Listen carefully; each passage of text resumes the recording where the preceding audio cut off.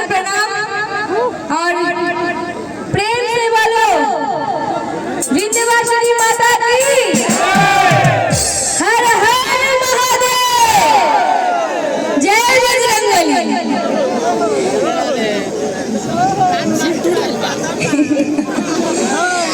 आप सबने मुझे यहाँ पे बुलाया और मेरे लिए इतना प्यार से आप लोग मेरे लिए खड़े हैं, मेरे कार्यक्रम देखने के लिए खड़े हैं, इसलिए दिल से love you, love you, love you.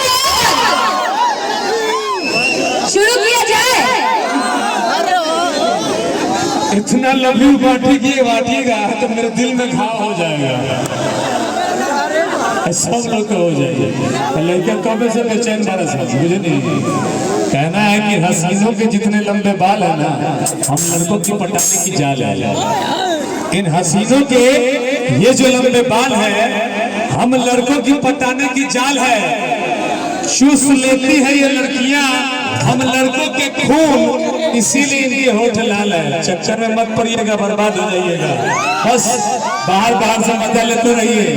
आइए आपके बीच एक बेहतरीन और एक चीज बता दूं आपको, इनकी